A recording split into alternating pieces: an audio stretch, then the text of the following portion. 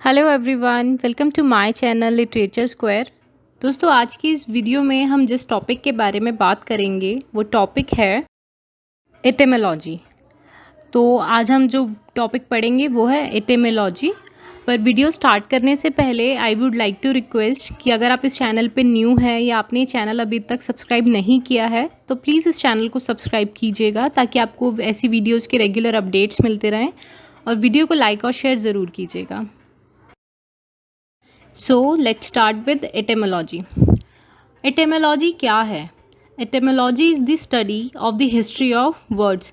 Etymology जो है वो वर्ड्स की हिस्ट्री के बारे में हम जो पढ़ते हैं उसे हम कहते हैं एटिमोलॉजी।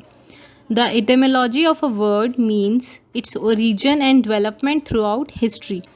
किसी भी वर्ड की एटिमोलॉजी क्या है कि उसका ओरिजिन कैसे हुआ, वो वर्ड आया कहाँ से, और टाइम के साथ साथ उस वर्ड में क्या डेवलपमेंट हुई, उसे हम कहते हैं etymology. The history of a linguistic form such as word shown by tracing its development since its earliest recorded occurrence in the language where it is found. तो किसी भी लिंग्विस्टिक फॉर्म, जैसे कि एक वर्ड है, उसकी हिस्ट्री कैसे हमें पता चलती है? वो हिस्ट्री हम तब पता लगा सकते हैं जब हम उसकी डेवलपमेंट को ट्रेस करेंगे। कब से? Since its earliest recorded occurrence in the language where it is found. कोई भी वर्ड आप देखिए, वो किसी एक लैंग्वेज में तो मिलता होगा। कोई भी वर्ड कहाँ से आया? किसी लैंग्वेज में तो आया होगा। तो जिस लैंग्वेज में वो वर्ड सबसे पहले आया, तब से लेकर अब तक वो जो वर्ड यूज़ हो रहा है उसकी डेवलपमेंट कैसे कैसे हुई, उस वर्ड को कैसे तोड़ा मरोड़ा गया, वो किस लैंग्वेज में, किस लहजे में यूज़ हो रहा है, उसको जब हम ट्रेस करते हैं तो वो हमें उस वर्ड की हिस्ट्री बताता है कि इस वर्ड में ये हुआ और ये वर्ड यहाँ से आया। Etymology is the study of the origin of words. It also discusses how the meanings of these words have changed over the period of time in simple words. It focuses on understanding the word root. मैंने आपको क्या बताया etymology क्या है? ये है words के origin की स्टडी, कि शब्द आया कहाँ से, और ये हमें ये भी बताता है कि कैसे टाइम के साथ साथ इन वर्ड्स का मीनिंग चेंज हो गया सिंपल मीनिंग में। अब आप ये देखिए, हमारी नॉर्मल लाइफ में भी अगर कोई चीज़ हमें मुश्किल लगती है, डिफ़िकल्ट लगती है, हमें उसे समझने में प्रॉब्लम है, तो हम उसको अपने आप से ढूंढ लेते हैं कि यार इसको ईजी कैसे करा जाए। तो ऐसे ही सेम वर्ड्स के साथ है। कोई भी एक वर्ड मान लीजिए किसी एक लैंग्वेज में मिला, इंग्लिश में मिला, लेकिन हमें वो वर्ड समझने में प्रॉब्लम है, तो हम उसे क्या करेंगे? हम उस वर्ड को अपने हिसाब से किसी एक सिंपल वर्ड में कन्वर्ट कर लेंगे। तो यही एटिमोलॉजी है कि एक वर्ड जो जिस लैंग्वेज में मिला, टाइम के साथ साथ वो चेंज होता चला गया सिंपल वर्ड में। तो एटिमोलॉजी बेसिकली क्या है कि हम वर्ड की रूट पे फोकस करते हैं, कि जो भी ये वर्ड सबसे पहले जहाँ मिला था उसके ओरिजिन पे, यानी उस रूट पे जब हम फोकस करते हैं वो होती है एटिमोलॉजी।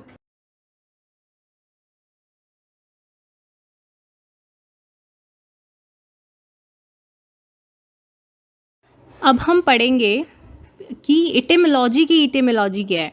जो मैंने अभी कहा आपको, तो वो मैं आपको जब ये समझाऊंगी आपको तो समझ में आ जाएगा।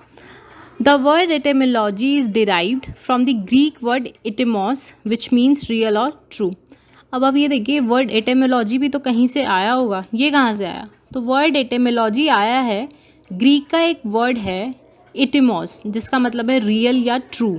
वहाँ से हमें मिला ये word etymology.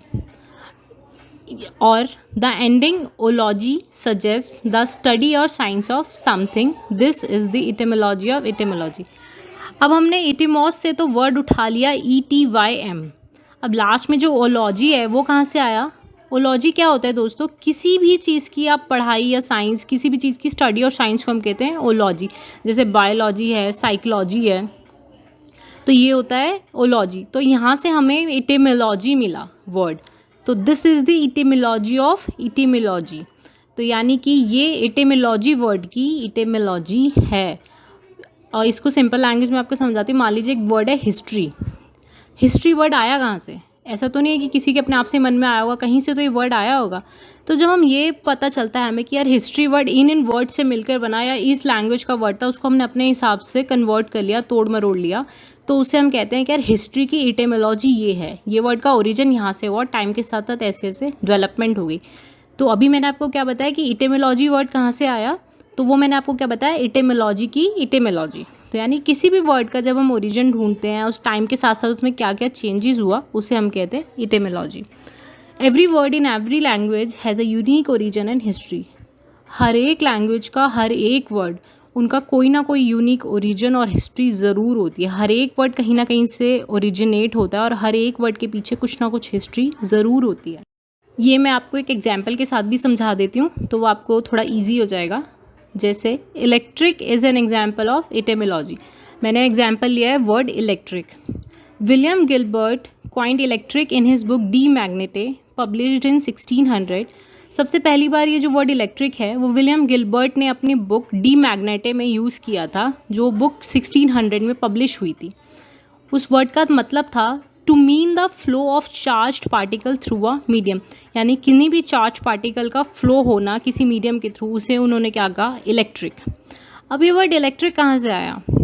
It comes from the ancient Greek for amber, electron, because if you rub amber on cloth it generates static electricity. ये जो इलेक्ट्रिक वर्ड है दोस्तों, ये आया ग्रीक का एक वर्ड है एम्बर, उसे इलेक्ट्रॉन भी कहते हैं, वहाँ से इन्हें ये वर्ड मिला इलेक्ट्रिक। क्योंकि एम्बर क्या है? एम्बर बेसिकली एक पार्टिकल है, एक मान लीजिए पत्थर है एक, तो उसको आप एम्बर को किसी भी कपड़े पर अगर रब करते हैं तो उससे स्टैटिक इलेक्ट्रिसिटी जनरेट होती है।